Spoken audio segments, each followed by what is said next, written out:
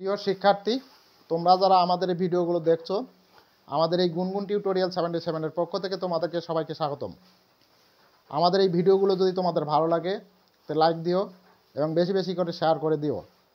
এবং যারা এখনও সাবস্ক্রাইব করোনি তারা আমার এই নতুন নতুন ভিডিও পাওয়ার জন্য এখনই সাবস্ক্রাইব করো। আমরা আজকে উচ্চতর গণিতের 12 অধ্যায়ের সমতলীয় ভেক্টর এর 13 নম্বর প্রশ্নের সমাধান করব। তো 13 নম্বর প্রশ্নটি এখানে আছে, দেখো, ভেক্টরের সাহায্যে প্রমাণ করো যে ট্রাপিজিয়ামের অসমান্তরাল বাহুদ্বয়ের মধ্যবিন্দুর সংযোজক সরলরেখা সমান্তরাল বাহুদ্বয়ের সমান্তরাল ও তাদের যোগফলের অর্ধেক। তো আমাদের এখানে প্রথমেই বলছে যে ট্রাপিজিয়াম, তাহলে আমরা এখানে একটি কি করব, ট্রাপিজিয়াম আর্ট করব। তো আমরা ট্রাপিজিয়াম এভাবে একটা আর্ট করি।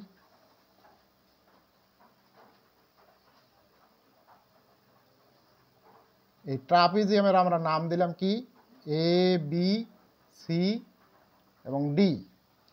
তো এ বি সি ডি ট্রাপিজিয়ামের অসমান্তরাল বাহু। তো অসমান্তরাল বাহু এখানে কি আছে, একটা এ বি আর একটা আছে ডিসি। তাহলে এ বি এর মধ্যবিন্দু আমরা নিলাম ই এবং ডিসি এর মধ্যবিন্দু হচ্ছে কি এফ, তারপরে ইএফ যোগ করি। তাহলে প্রমাণ করতে হবে কি যে এডি সমান্তরাল ইএফ সমান্তরাল হচ্ছে বিসি, আর ইএফ রেখাটা এডি এবং বিসি এর যোগফলের অর্ধেক। তো আমরা এখানে লিখব যে মনে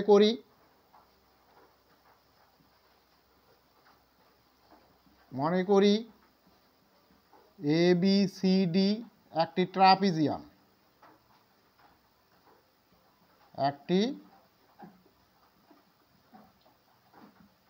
ট্রাপিজিয়াম, উহার অসমান্তরাল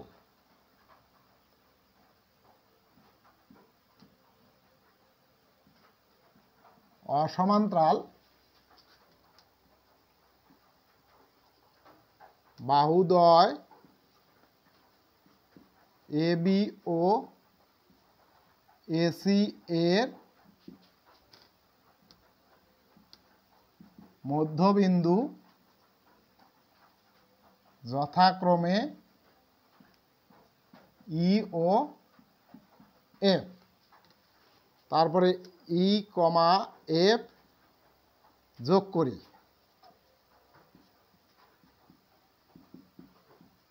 প্রমাণ করতে হবে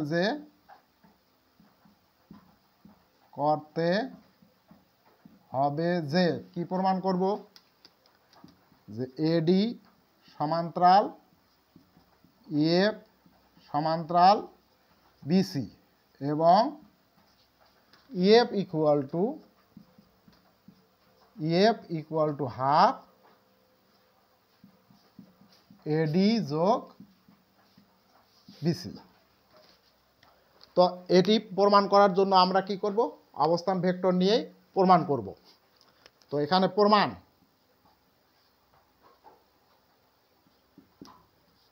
ধরি কোনো নির্দিষ্ট বিন্দু ও এর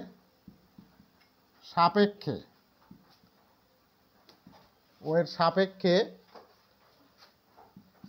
এ বি সি ও ডি এর অবস্থান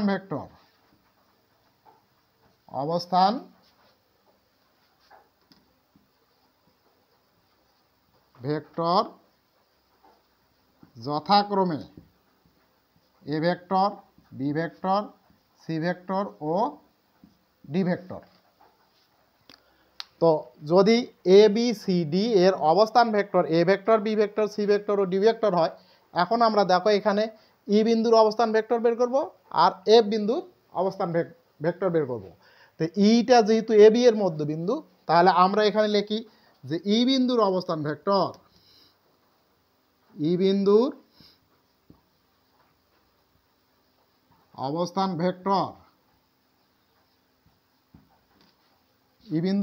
ভেক্টর ইকুয়াল টু কি হবে, হাফ এ ভেক্টর যোগ বি ভেক্টর।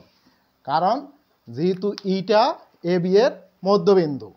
তারপরে এফ বিন্দুর অবস্থান ভেক্টর, এফ বিন্দুর অবস্থান ভেক্টর ইকুয়াল টু কি আছে, হাফ কি হবে, ডি ভেক্টর যোগ সি ভেক্টর।